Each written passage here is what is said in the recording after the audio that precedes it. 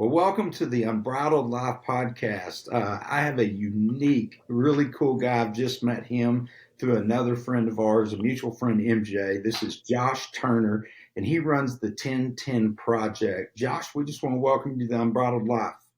No, thanks, man, for having me. And everybody's already disappointed that I'm not the country music singer. Do you know what I mean? Like right out of the gate, just disappointment. We should have queued a little Josh Turner on here. Just to hook people into this. Yeah, a little long black train just to start it out. So tell us, you're married and two kids. A little bit about your family. Yeah, man, I'm married. I've been married for 20 years to my wife, Becca. We also have a 20-year-old son that's about to be 21. So if you can do math, I wasn't always a Christian. You know what I mean? Just lead up front with that. So he's awesome. He is a junior in college. We let him take a gap year. He was a fly fishing guide in Montana for a year. Yes. And so he's doing really great. He's studying psychology. So he likes to play a game that I like to call Diagnosed Dad. Now where I'll walk in, he's like reading a textbook and he's like, "You have seasonal depression." And I'm like, "Yeah, no, I know." Very aware, son, and my doctor and counselor. And then I have a 15-year-old daughter named Riley. Riley is severely special needs. We got diagnosed about 5 years ago. She's the 12th known case in the world of a rare genetic disorder. Mentally, she's totally normal, sharp as a tack, and ruthless, as a 15-year-old daughter is. It's all physical. And as I was telling you before we jumped on this today, yesterday was a big day for us because she actually took her first steps ever. And we were there at therapy, and we're crying, she's crying. It was really a special moment for all of us yesterday. 15 years old and taking her first step. That's, you were telling me a little bit, they put her in a harness. We're assisting her. Yeah, it's on a harness, and there's like a track on the wall, and she kind of walks with it. And then next thing that she'll go to is they actually have a treadmill that was a treadmill. God, that's my southernness coming out right there. A treadmill, good Lord, a treadmill that was designed by NASA to help astronauts when they come back from space. So they'll put her in that next, and it will take a bunch of the weight off of her body and help her to start being able to move her legs as much as she can. So it's pretty cool. Well, you've already got a unique family. Just the stress and strain of all that. That is for sure. I mean, my gosh, you're just raising kids today. There's enough challenges, but special needs brings a whole nother stress, challenge, fortitude, and it sounds like you guys have that. You've got a unique journey. You've kind of done the full spectrum. You've been the lost guy. You've been the pastor. And everything in between. Tell us a little bit about, because you pastored for like 20 years. So I pastored at one church for 17 years, and it was based in Jacksonville, Florida. That's where I got saved. Went on staff. I mean, I got saved and literally was on staff at a mega church within 2 years. And so, I don't know. I don't recommend that. You know what I mean? Like I've preached things I don't even believe anymore. Like that's the thing. We all done that. Yeah. And so I was at at kind of the main church for 12 years, and then out of that moved to Orlando and planted a church in downtown Orlando. Ended up having multiple campuses for 2 years in the urban center of Orlando.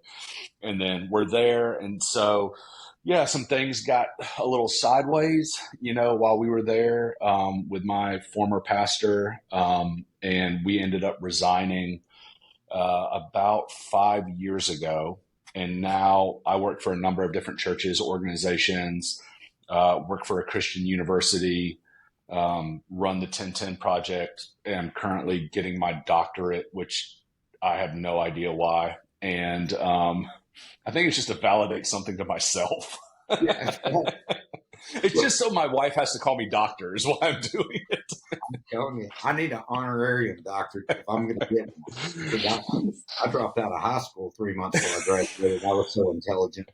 So tell us, you got saved, tell us a little bit about your life before you got saved. You Oh my partying, gosh, man. drugs. Yeah.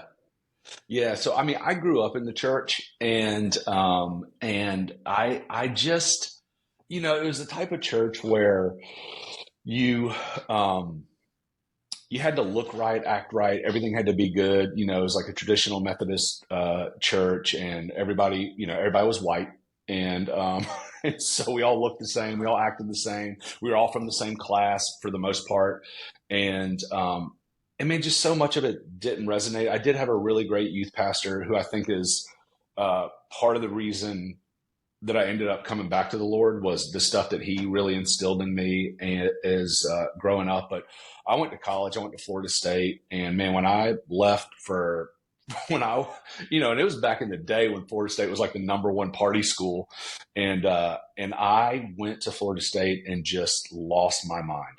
I lived in a fraternity house for 4 years. Like I said, I was at Florida State for so long, I should be able to operate on your brain. Just partied, slept around, drugs, drinking, just and you probably get this, like, I compared myself to other people, right? I wasn't using the standard of like that God set for me. I was looking at my friends or my other fraternity brothers, which is always a great measuring stick, looking at your other fraternity brothers and going, well, they're doing that. At least I'm not doing that. I must not be that bad. And so that was kind of my measuring stick. And so as long as I wasn't as bad as the really bad guy, I wasn't that bad. But there was always this thing in me, man, where I would get super guilt. Now, obviously, I know it was the Holy Spirit, but I would get super guilty, shame, conviction, and I would call my youth pastor. And my former youth pastor, he and I were actually just laughing about it on the phone because we're still friends. He goes, man, I'd see your name come up on my phone. And I'm like, someone's pregnant or someone's in jail. And I said, sometimes it was both. You know what I mean? So you But go yeah. through all that. And so what was the moment that you what was the encounter that you had with the Lord or the word or the situation that you went, okay, man. Yeah. Here. I studied business and economics and social science and all that in school. And so my goal was to get out of school and just make as much money as possible. And, I got a degree and a kid from Florida State University. So I went into business when I left school, and man, I think it was the Lord setting me up. I did very well in business at a young age.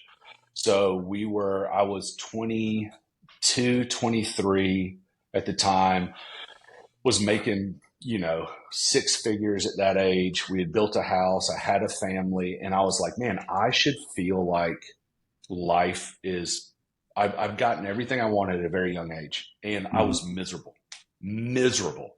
But I had reached everything that I had set for in my mind of what the American dream looked like.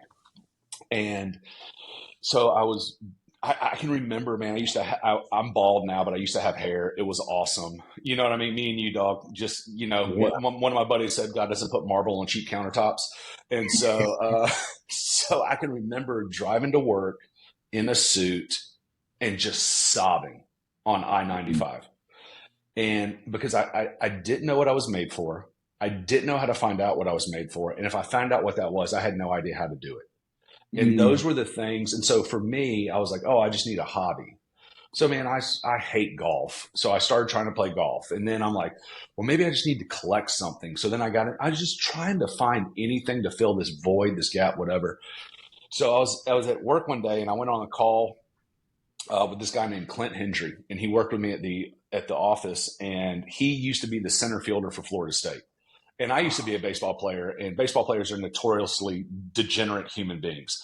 And so I'm thinking, all right, if I was this bad in college and he was a center fielder for Florida State, he must have been way worse than me. So we go to see this client, and we're standing in this hallway, and we're standing, God, I still get choked up, on the second level of a stairwell. And I said to him, I go, hey, man, tell me a little bit or he goes, tell me a little bit about yourself, because we were just getting to know each other. And I said, I don't know, man. I still like going out and getting drunk sometimes, still smoke a little weed, and thinking that he's going to be like, yeah, man, me too. And I go, well, what about you? And he goes, dude, I don't want to be weird. He goes, dude, I really love Jesus and I love serving at my church. And he was totally normal about it. And that messed with me like so bad. And so I went back to my wife, and she grew up in the church too. And I said, hey, I go, this guy said something to me at work today, and I cannot get away from it. And I go, I think we need to start going back to church. And she's like, yeah, okay. I mean, she's just like, okay, let's go. So we start trying all these different churches. And our son, when he was born, he had club feet. So his feet were, like that when he was born. So we had to eventually go in, cut his Achilles tendons, or like kind of slice them so they would lengthen. And then we had to put him in cast till he was 1. So his Achilles would grow straight. So when you're 22, my wife's 2 years younger than me, 23, 21, you walk in with a little boy with casts on his legs. I don't think I have to tell anybody, but sometimes church people can look at you different. And you can sometimes feel like you don't fit. And so we kept trying all these churches and tried to go back to the home church that I grew up at, which let me tell you how it turns out going back to the church you grew up at. And so I finally went back to that guy at work.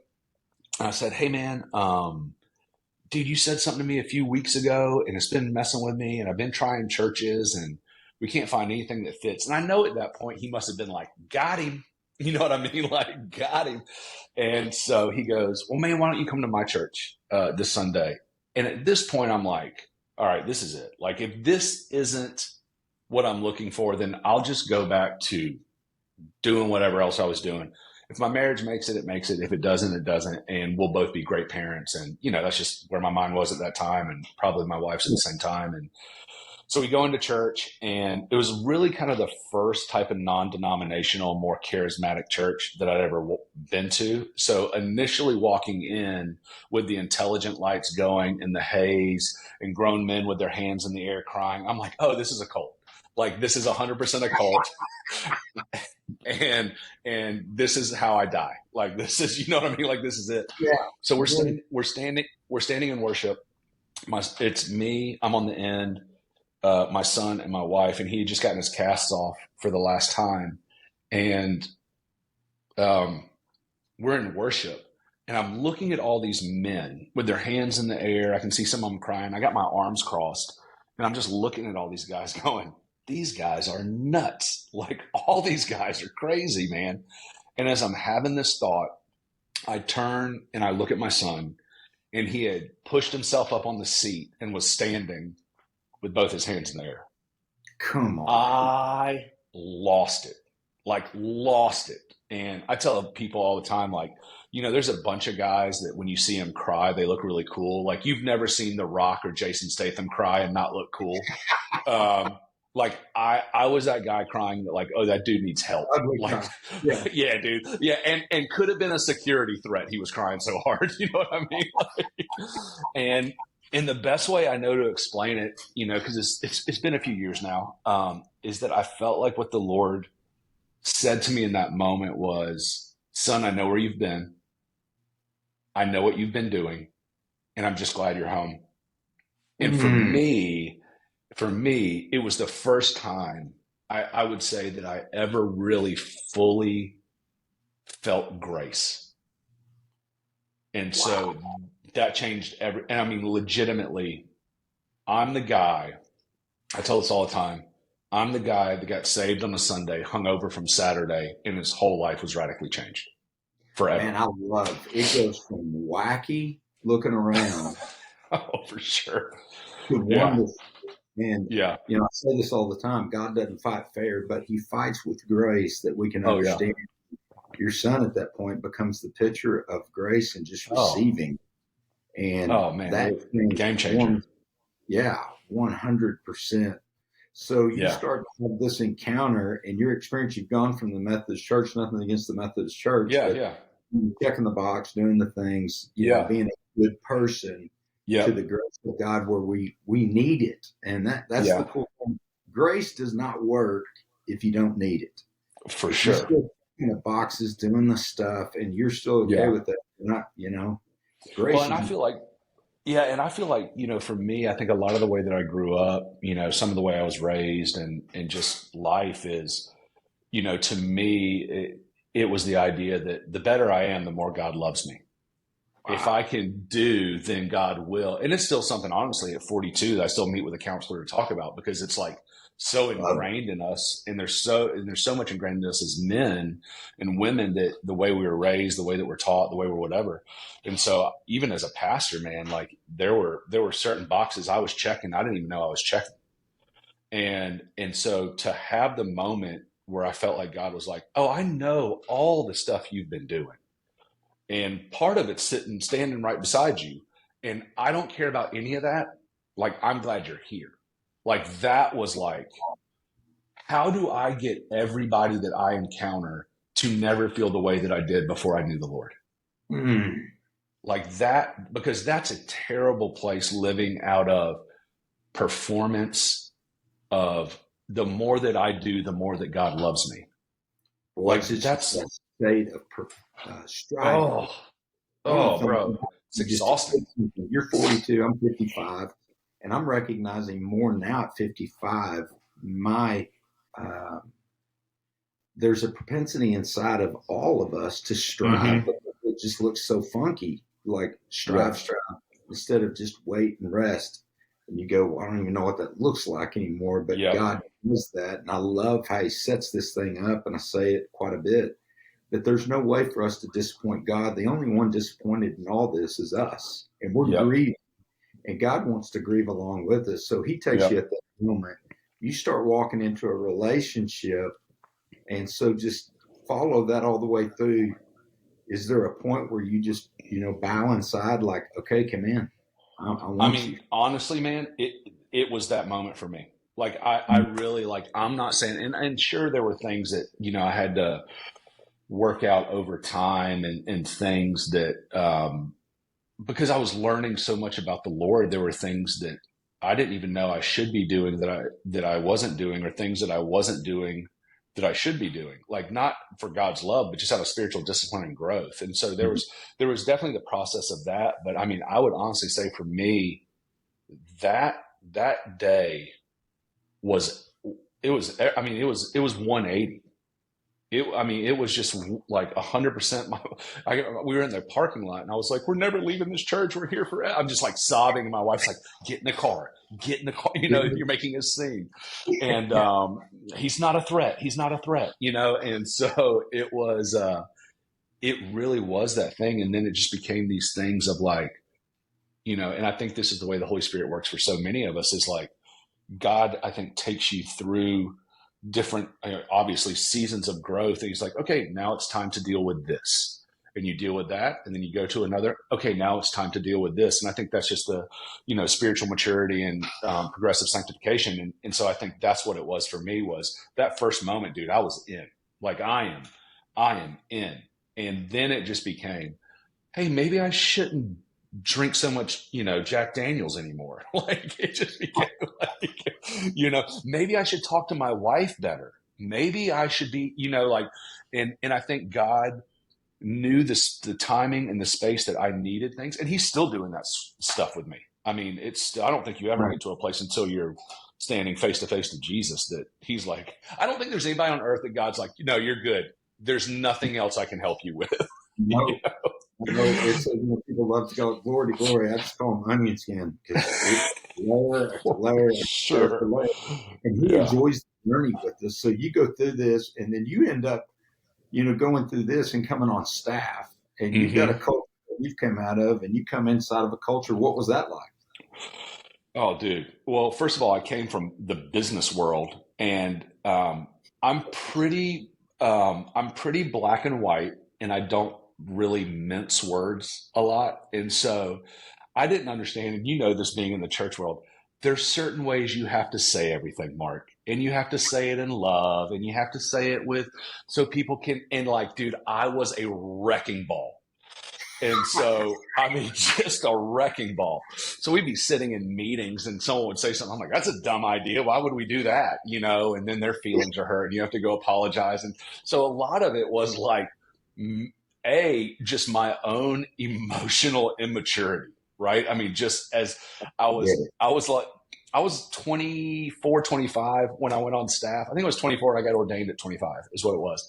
And once again, don't recommend that. And so man, it was just learning a church culture. It was learning how to operate within a church. It was learning spiritual authority and honor and how that's a good thing, but it can also be very manipulative and a bad thing at the same time. And What's the double-edged sword right there? All that sort of stuff. And man, I just made a lot of mistakes. Every time I coach young pastors now, I'm like, I can't tell you a lot of what to do. I can tell you a lot of what not to do though. And luckily, man, I had some really good men in my life that were my bosses. That really, I should have been fired multiple times, like just multiple times. And they really took the time to teach me, correct me, and I think the main thing I always try to do is just keep a teachable spirit and realize that I'm by far not the smartest person in the room. And at 25, that's a hard thing to do because you think you know everything. And dude, it was a shift for sure, And then I was pastoring middle schoolers at the time, and then I had a middle schooler and thought to myself, why did any parent ever listen to me? You know what I mean? Because I have a middle schooler now. I don't know what the heck I'm saying. So it's a journey. We grow. When I came into this, I same exact experience. I had a Thor hammer in one side and this love. I'm an A2 on the Enneagram. Get out of the way, crush it, and then weep with people. Me too. But I had to learn, like, one of my big problems was I didn't, because of the way I was raised, I left home at 16. I didn't like authority, and authority was not something to be trusted. As a matter of fact, when authority came up, I got into a position to fight. And those men walked with me. I worked for James Robinson's ministry for 15 years. And I say it all the time. I should have been fired, at least 20 times a year. But they kept walking me through and taking me back to truth and showing me there's a better way. And I wasn't doing it great, but they were with me great. What would you say your two biggest things that you had to learn as you went through this process that were key for you? Man, I had to learn how to talk to people. Honestly, like I feel like I've always been good at like sensing things or seeing things organizationally or how they make sense or whatever. I'll never forget, we were in one meeting one time and I just zero filter. That's a dumb idea. We don't need to do it that way, blah, blah, whatever. This is the way we should do it. I'm a little bit older at this point and have a little bit of a track record at the time. And this pastor friend, he was just a friend of mine. He calls me into his office. He goes, "Hey man," he goes, "Can I talk to you for a second?" I go, "Yeah, what's up, dude?" He goes, "Bro, you got really good ideas." And I go, "Oh man, yeah, thank you so much." He goes, "The problem is the way you talk makes nobody want to hear them." And I was like, oh God, I was just like, oh, and he set me up perfect too. Cause I was like, yeah, I really feel like these ideas, and then he just like sucker punched me. And so I feel like that was a big thing for me was learning to talk, the way that people needed to hear me. And I realized I could say two things. I could say the same thing two different ways was one of my main things. And then, man, I would say, and this is something I still do, and it's one of the things I teach when I do like leadership stuff for churches. I always wanted to and felt like I had to fight for my humility. Because there was always, I think as guys and as type A's, there's always this thing in you that you want to believe maybe that you're better than you are, or whatever. There was this pastor friend of ours at the same church. He's a missionary in Africa now. His name's Mike Peer. And there was a time where like I needed a raise because of some stuff with our daughter. And I was like talking to him and I was just venting. And as you can imagine, I can have a mouth on me at times. And I was like, and I said to him, I go, man, I'll just go back into the business world. I go, I can go make a ton of money in the business world. I go, they're not going to pay me what I'm worth. I said, who's going to do this job but me? And I said it, and Mike looks at me and goes, "Hey man, don't think for a minute that the Lord will not sit your stupid behind down and raise somebody up in a heartbeat. And I was like, yeah. And I kind of heard myself, and so there was just this thing of me, like in the arrogance of my young 20s or in wrestling through that and realizing that, man, ministry is I cannot believe that I get to serve the Lord, with my life, that he would use me like a idiot that I am, but I get to do it professionally. And that should be a humbling thing that I always get to remind myself of. Love it. So words and humility were something that you're continuing to learn, I'm sure. Always. Oh my gosh, man. Yeah. And I love what you said at type A. It doesn't matter if you're listening today, you're a businessman, businesswoman, you're in the church, no matter what, when you have that personality, it's move, follow, get the hell out of my way. I know where I'm going. For sure. And I think, and there's a really great book, if you've never read it, it's called When Narcissism Comes to Church. And so it talks about the traits of a narcissistic leader. And I was in a counseling intensive, and I was sitting with the counselor, and I asked her this question. She was 76. Her name was Miss Mary. This was right after she yelled at me to shut up. I go, is every great leader a narcissist? And she goes, 100%. She goes, every great leader. She goes, because think about it, whether it's a business, whether it's a church. She goes, there has to be something inside of you that, first of all, says, I can do this. She goes, now what you do with those traits is what makes you bad or good. But everybody that's a great leader, there is a bent towards probably some narcissism. There's really another great book that's great for business as well, called Overcoming the Dark Side of Leadership. And it gives you actually a test at the end. When you get unhealthy, where do you go? And mine was just like narcissism. It was just like an arrow straight to it. And so, I love that you're bringing that up, because I just said this on the previous podcast. People right now on social media, it looks like a vent and it seems like me, they're always pointing the finger to someone else about narcissism. But I would say to every listener here, all of us have a form of narcissism. For sure. It's not whether we've been infected by it. It's what we're going to do with it. And absolutely, we have to recognize it, reject it, replace it, and then start practicing out. Narcissism is the fall of man, thinking that we can do anything, and we get bent on that. Mm-hmm. And I think we've lumped this narcissism into just one big pile. But if you're going to be the president of the United States, you've got to have a type of metal at the tip of the spear if you're going to run any organization. And sometimes people don't have much grace for leaders. And I would love to get your spin on this, especially in the church. We put so much expectation on pastors that we crush them. So in your time in the church, I'd love to know about the pain you went through. What do you tell the listeners of just going to church? What do they need to know about leaders? Yeah, I would say, here's what I always try to tell people about pastors. We're just people, right? Like we want to put pastors on a pedestal. And yes, we're called to live our life above reproach. And we know all that biblically. But at the end of the day, man, we're people. We're normal people. Like at my best, I am a fallen, sinful man doing my best to serve a holy God. That's it. And I think so many times because I don't know if this is necessarily like just a church problem or just an America problem. Like we love celebrities, right? Like we love celebrities, and we're in a weird church culture in America where we're making pastors celebrities, and then pastors are leaning into it a little bit, right? Like they don't come out of the green room and they don't really talk to, which is, don't get me started on that. I don't understand how you shepherd a flock and you don't smell like the sheep. But anyway, and so, that's what I always want to try to tell people is like, man, at the end of the day, pastors are pastors and they don't have all the answers.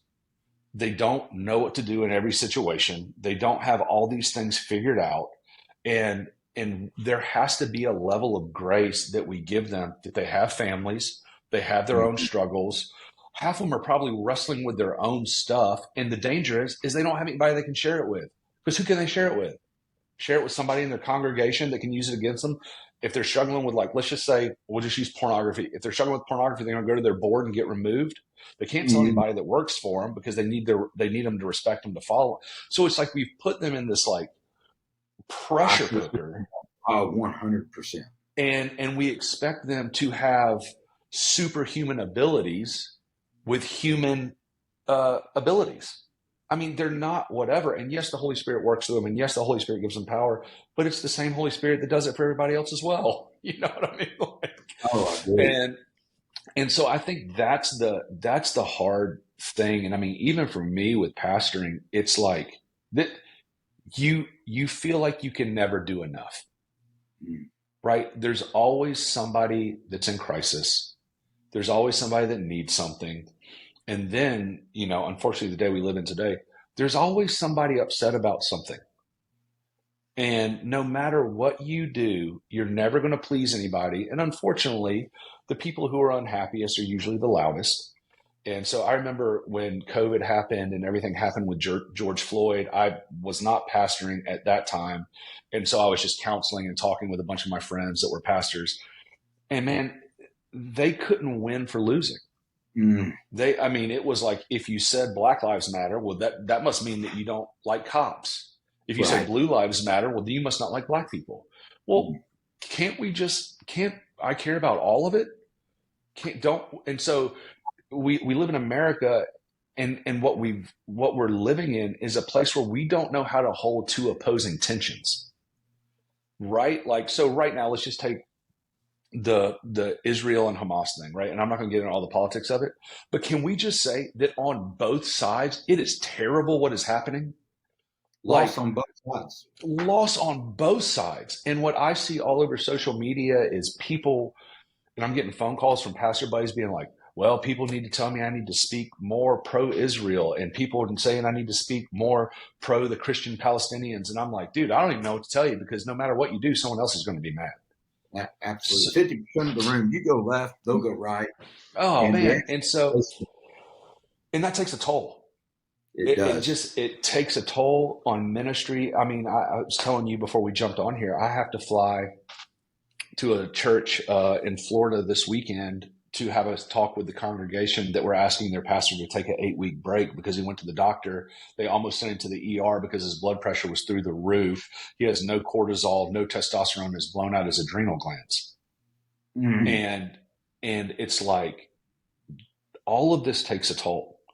And I would say that pastoring is very unique in the sense that, like, you don't ever leave it.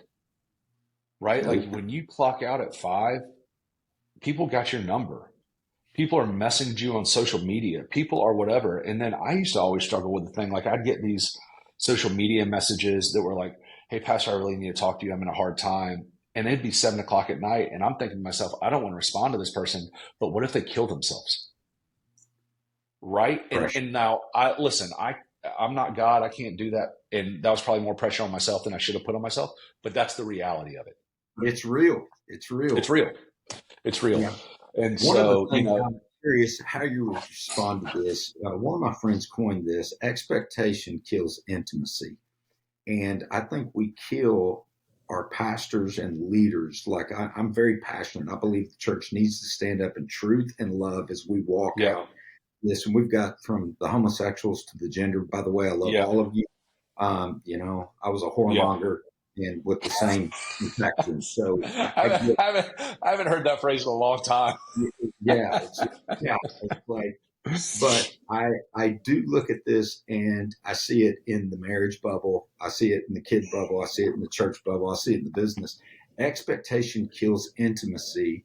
What are some of the ways that we start dismantling and discaffolding expectation so that we can build intimacy with each other and give away grace?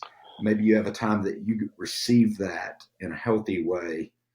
Yeah, I would say my old youth pastor said this one time, and it stayed with me forever. So many times we have expectations of a person, and what I want to always try to have is not expectations, but expectancy. That I'm going to meet them in a healthy place. They're going to help me. They're not going to whatever. And the same with the Lord, right? Like, if I have expectations of God's or my prayers looking a certain way being answered, or God doing a certain thing, I mean, God can do whatever he wants. And most of the time that I want God to do something, the way he answers my prayer is not the way I think it should look.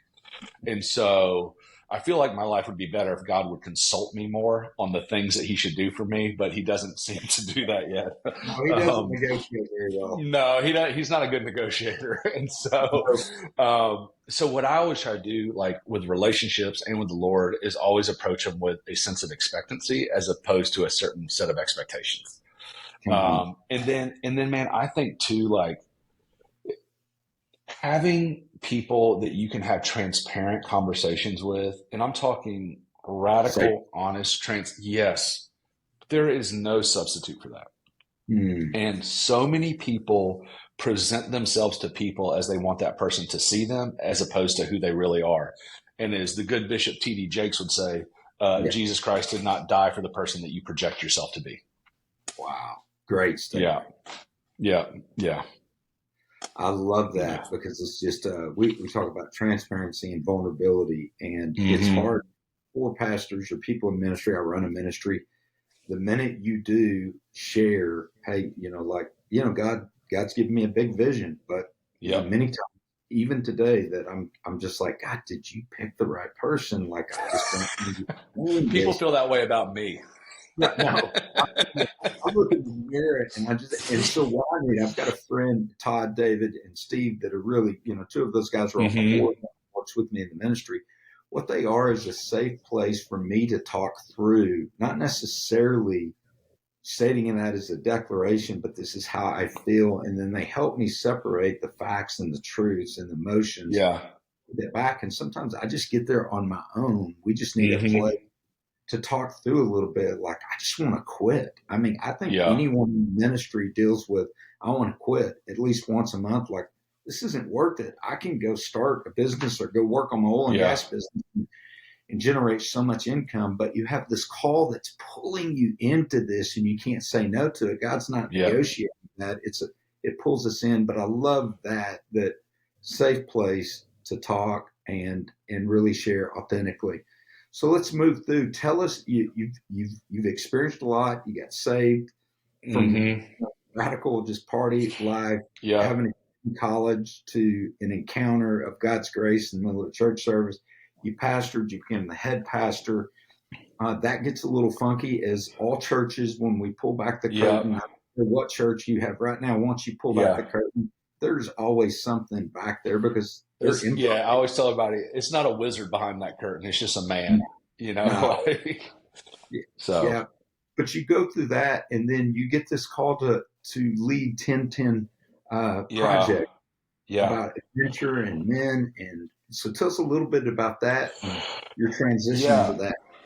Yeah. So when I left the church that I was a part of after 17 years, I kind of went and started doing some different things for other churches and a couple other organizations. But one of the things I've always enjoyed is I love taking guys on like adventure trips, and I love taking guys on hunting trips and fishing trips. And so even when I was pastoring, I would take a group of guys. A lot of that time it was my staff guys, and we go to Wyoming, Montana, fly fish. We go duck hunting. And dude, for sure. And so one of the things I started realizing was, when we were sitting around a fire pit, or when we were in a duck blind, or when we were at some sort of lodge, it just seemed that the conversations were a lot more authentic and real. And so I kind of started noticing that. And then what I started noticing, at some places, is pastors would go, and they would just disconnect, but they would not disconnect in the healthiest ways, right? Like there was probably some very unhealthy coping mechanisms. And we all have them. I just call it your favorite sin, right? Like, so when you get unhealthy, what do you get your favorite sin? And so what's your favorite sin the last time you did it? And so we started doing all these sort of trips. And so I was on one of these trips, and I was walking to the back, and we had a large group of guys with us at the point. And my buddy, he's a Christian business owner and leader, and he wasn't a pastor at the time, or he's still not a pastor. He's like on boards and all this stuff. And he was just standing back by the bathroom crying. And it was kind of one of those things, and you know this as a pastor, like some people are just crying and you're like, oh, they just need a minute with the Lord. And some people cry like I did in church where they're like, I need to go check on this dude. And so I walked up to him. I was like, hey man, are you okay? Like everything good? And he just turned to me and he goes, yeah, here's my question to you. Now what? Like you've brought me out here to ride horses in Colorado for 3 days. We're talking about how we can stay healthy in ministry, how we can stay healthy in life. Now I realize I'm unhealthy. And now what?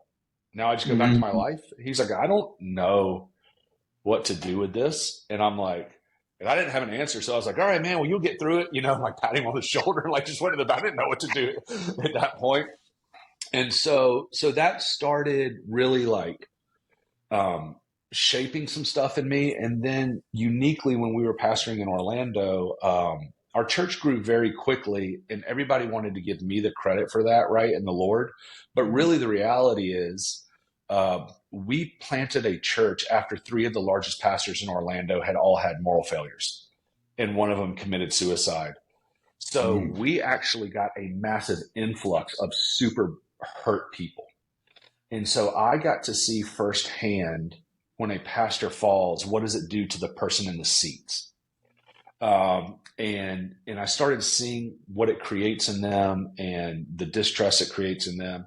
So that's all stirring in me through all of this. The main thing was in 2020, we took 60 guys up to a place in Colorado called Lost Valley Ranch. And I took a buddy with me. He had previously made some mistakes in ministry, had been removed from his church. It was a large church. He was an author, all this stuff, but he went through a full restoration plan and process. And for all intents and purposes, man, he seemed like he was doing really well. I mean, he became a really good friend. We probably talked every day. He and I actually ended up starting to build 1010 together. And I took him to this thing to talk to 60 pastors and leaders. And man, for 3 days in Colorado, I watched him pastor these guys, speak life into them, talk openly about his mistake, what led him to that, his own burnout. And, you know, burnout is such a unique term. Henry Nouwen says that it's a convenient term for a spiritual death, is the way that Nouwen says it. And so I watched it. And then even on that same trip, there were about 6 of us that had been through some pretty significant church wounds from some spiritual fathers. And we all sat in a room with him. And man, he pastored us that night, just 6 of us, like all crying. You know, one dude's like, I'm still on antidepressants. And the other one's like, I'm drinking too much. And like, we're just all like word vomiting. And he just pastored us. And it was amazing. And then 3 weeks later, he killed himself. And I talked to him the morning of, and had no idea, zero. And got a phone call from a good friend, probably a lot of us know Dino Rizzo, and told me that our friend had committed suicide. And I was just, I didn't know what to do with it, because I talked to him that morning at 10 o'clock. And, you know, some things I think have kind of come to light that have helped me kind of make sense of it. That are speculation that I don't really ever share, but really what that led me to was, here's a guy that had every form of help available to him, every type of relationship available to him. And for whatever reason, he didn't seem to take it. And how do we stop guys from going down that road? And I'm not just talking suicide. I'm talking affairs. We had to remove a guy a few months ago. He spent his church's money on gambling. Like, guys aren't even sinning in normal ways anymore. Right. You know? And so what does it look like to stop that? And what do guys need? And what is it that we're looking for? And John Eldredge says in one of his books, I tell everybody, John Eldredge is like my spirit animal. Like, there are few people that have influenced me like John Eldredge has. And right. I met him once last year and totally fangirled out over him, like, which is very embarrassing as a 41-year-old man. Do you know what I mean? Like, you try to keep it together. Yeah, you tried to keep it together, but I almost picked him up and spun him in a circle and put him down. And He's a but little so guy too. he is, dude. I could have baby Bjorned him. Yeah. And so I hope he doesn't listen to that podcast. That will be very disheartening to him. And so John says in one of his books, man, that really has been huge for us at 1010 and for me, he says there's a difference between relief and restoration. Mm. And so what I started noticing in my friends and also in myself is that when I get unhealthy, there are certain times, man, where I just look for relief, right? And that relief cannot be sinful, right? It could be like you're going to the gym too much, right? Like you're you know what I mean? You're just playing video games, you're watching too many movies, like whatever. But there's at times where like it can be sinful, right? So one of the things about me I know is when I get unhealthy, my relief, the sinful relief that I look towards, will be alcohol. Mm. It is one of those things for me. It is a coping mechanism. And because it's that thing that it's the thing that you look for that numbs you, right? That you don't feel the whatever. So John says there's a difference between relief and restoration. So my business partner and I, Tyler Reagan, who used to run Catalyst Conference, we started asking the question of what does it really look like to help restore guys? And I'm not even talking about restore them from after a fall. I'm saying restore their souls. Like restore them to their full health. 1010, we say that it's pastoral and business leader prehab. We're not taking guys. Man, we are pastor and business leader prehab, and so we are not specialists after a guy goes off the rails. Like we can help, and we have a lot of places that we send guys, but we start asking the question of how do we keep guys from going down that road? And so, when we started it, we just called some of our friends and said, hey, we have an idea. We're going to build an airplane in the air. We're going to work on a hot engine, and we're going to ask you to go through this. And this is kind of what we laid out for them. And so what 1010 is one of the things we knew is that guys need community. And most pastors, everybody in their world either works for them or goes to their church. Yep. And so what ends up happening is you self-isolate. And you don't isolate even really sometimes because you desire to. You do it almost out of necessity. Survival. And it's survival. And if you're friends with other pastors, you don't want to tell them everything unless you're really close with them because you want them to look at you the right way. Right. So it just goes back to this pressure cooker of isolation that we have made, right? And then the stupid crap that's out there about like if you're a pastor, you can't let them see you sweat. You got to show them that you got it. You got to have it all together. You got to be the man of God. You got to be the man that goes to the mountaintop and like that's ridiculous. First of all, that's Old Testament church theology, which I don't want to get into. But like, there's all this sort of stuff, and so what we knew was guys need community. Guys need mental health counseling. Like they need therapy, and I'm not talking pastoral care therapy. I'm talking you need a licensed professional to sit down with you and counsel your crazy behind. Like that's what we realized. And then they needed to have fun. One of the doctors that I work with, he calls it holy leisure. He said, every guy needs holy leisure. And one of the things that Billy Graham talks about is he says that one of the things that saved his ministry was golf because he had something else, and so there's so many guys that we realized they didn't have that stuff. They didn't know how to do that. So we created 1010. It's off of Ecclesiastes 1010. My paraphrase is always a dull axe requires more work. So use wisdom to sharpen the blade. We started asking, what does it look like to help guys sharpen the blades and stay healthy? So it's a year-long process that we take guys through. And the reason we did a year is because we think it takes time to build transparent relationships. We think it takes time to do deep restorative work. And so we every trip, so we have a group, we just launched a group. We're getting ready to start with 2 more groups in February. So at the end of February, we will take 28 guys snowmobiling in Jackson Hole, Wyoming.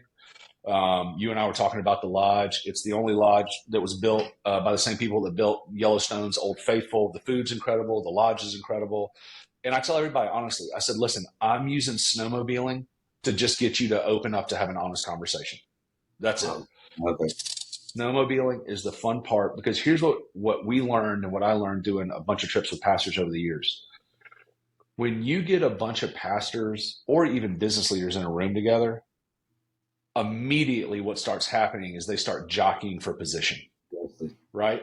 Everybody's trying to figure out who's got the biggest, who's the best, what's the, whatever the case may be. And when you start leading relationships with that does not create any sort of transparency. But when because everybody starts posturing. But when I put 14 dudes on a snowmobile for 4 hours and we watch everybody get launched off of one into the snow, you can't come back in and act like a big shot. And then we're all laughing at each other. And we're all telling. And so what happens is we use snowmobiling, UTVs, pheasant hunting, whatever we do, to just get these guys to bond around something that has nothing to do with what they do, but just has to do with who they are. And so, the first trip, everybody tells their stories. And so if there's 14 guys in a project, those 14 guys are broken up into 2 groups of 7. Each group of 7 has a coach or a guide that walks with them through the year. That's an older pastor, someone that's been in ministry, someone that's been through 1010. They check on them weekly, connect with them monthly on Zoom. So the first trip, I tell my story, the coach tells their story, and then each night the guys tell theirs.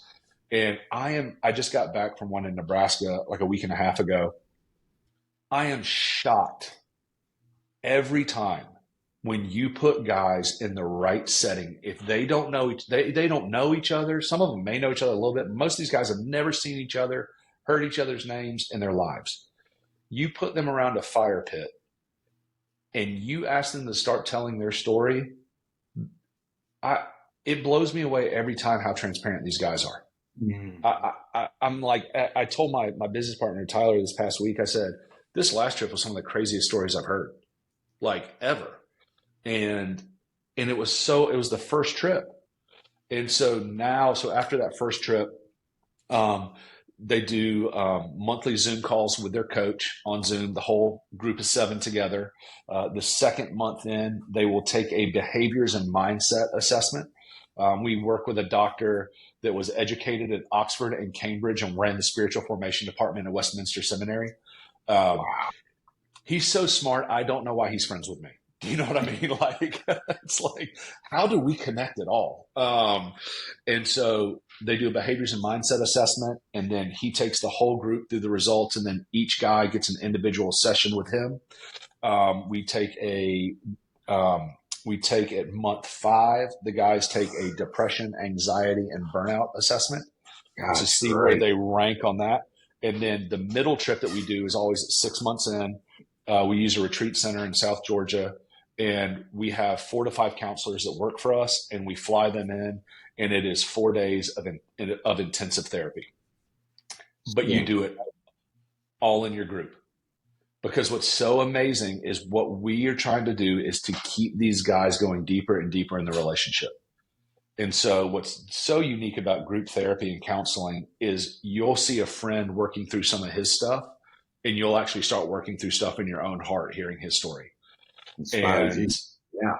Oh man. Well, and then you just, I'll just share about me. The last counseling intensive I did with these guys, I was just sitting in there, right? As the leader. I'm not even supposed to be getting counseled. It's just me being in there. And the counselor was actually my old counselor for 5 years in Orlando. And he just asked me a question. And Mark, I lost it, crying. And then when I get super emotional, for some reason, I start cussing a lot. I don't understand it. It's just where I go. I'm just going to be real transparent. So I'm just at my worst, and it was this bunch of stuff about having a special needs kid and struggles and what it does to your marriage and the fear that I have as her dad, what happens to her when I'm gone, and will I ever make enough money to provide for her entire life? So I'm just processing all this out loud and just crying, cussing, just a hot mess of a human. And I watched, my best friend was in this group and 4 other guys. And I watched these guys at my worst rally to me. And dude, it did something like for my soul, right? Like it was because everybody, even me, like we all want people to view us a certain way. Sure. And I just came unhinged and watching those guys empathize with me, meet me in that place, pray over me. My best friend just hugged me, and I'm not a toucher, so I'm like, oh God, get off me. And like, like, but it just, dude, it did something for me. And I watched every guy go through the same thing. And so that's the middle trip that we do. And then we take a spiritual gifts test, a gifts of the spirit test, a fruits of the spirit test, and that's just kind of more for them. And then we end with a trip, and the end trip is like a graduation trip. We have these like custom bracelets. I wear a ton of bracelets, like my mom for some reason, but they had our logo on them. And the unique thing about them is you can't put them on yourself. Like, so guys in your group have to put them on you. And they tell you and they speak into you before they put it on you. And then everybody prays over you.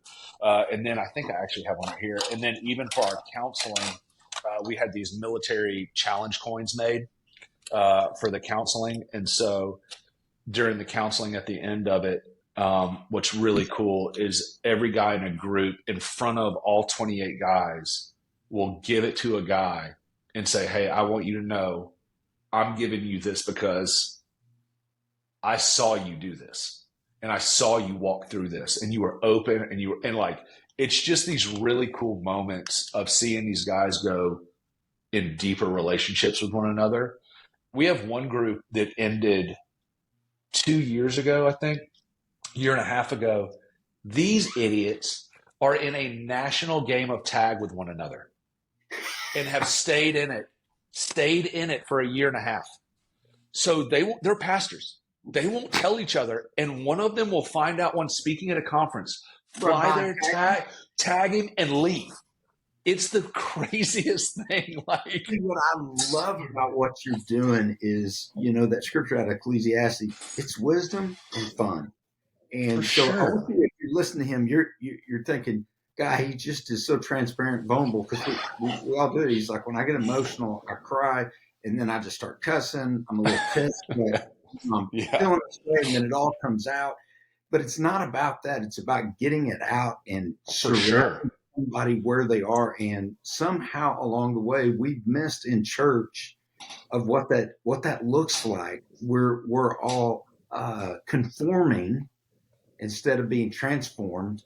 And instead of the culture being transparency, vulnerability, and restoration and love, and meeting somewhere they are, it drives me nuts. You go with a group of guys and someone's like, man, that guy's drinking too much. I always look, hey, that's the fruit. That's not the root. For sure. And let's not get caught up on that. I'm not advocating overdoing it in alcohol. What I'm advocating, look past the fruit. Let's get down to the root and let's extend that. So if you're interested in this, and I don't care if you're a pastor, a businessman, I'll also tell you where you are. My heart here at the Unbridled Life is to connect the body of Christ to life in an unbridled way, not unhinged, party drinking, all that. Unbridled. We don't do that. Yeah, but it's real. It's authentic. It's where men get out. My brain turns off fly fishing. I'll just be honest with you. For sure. One thing that I've struggled with for the last 55 years that my kids say to me is, and my wife is, you've got to get out. And the problem was I wanted to get married because my dad designed and built strip joints for a living. I wanted to be married. I didn't want to have an affair, and I wanted to be a good dad that didn't lay his hands on kids. God gave me all that, but it was hard for me to dream. And at 55, I'm starting to dream. Like, I'm starting to see that I need to go, but I've got great friends like MJ that's just like, hey, come on this pheasant hunt. I don't really want to go. I don't know if that's isolationist in me. I don't want to get in a group of guys. If they're all a bunch of posers, I shut down and I look for it. But I still have to take the step to engage in that process when that invitation is coming. So, Josh, I love what you're doing. Tell these people how to get in contact with you and learn more about what you intend. Yeah, I mean, if anyone listening is interested, we have 2 projects kicking off at the end of February, beginning of March. You can go to 1010project.com. It's the number 10 and then the word 10project.com. We probably could have made that a lot easier, but that's the way we did it for whatever reason. Hindsight's 2020. Maybe they can But they can, scroll down across the screen. yeah, Yeah. yeah, just at the bottom, 1010project.com. We're actually in the process of redoing our website right now, but there's just hey, request more information. You go on there, you fill out the form comes to me, and then we have a phone call together. And because what we always want to make sure of is that we are also the right fit for you. And there have been some guys, man, that we haven't been the right fit for. They needed like immediate help. But if that's you as well, we've got tons of great places and facilities that we're in relationship with across the U.S. that we can help you with as well. Come on. So I'm going to ask you to do a couple of things. You listen, here's our book, The Original Sanctuary. It's got the tree house. It's all about my story where I partied, did it all. And then David, who was a Baptist before he was a Christian, he checked all the boxes. He ended up in his ditch and I ended up in mine. If you will, reach out to us at info@elevatehim.com. We're going to take those names to a drawing, send you some books, maybe even an audio. But I want you to share this with your pastor and just share it with him.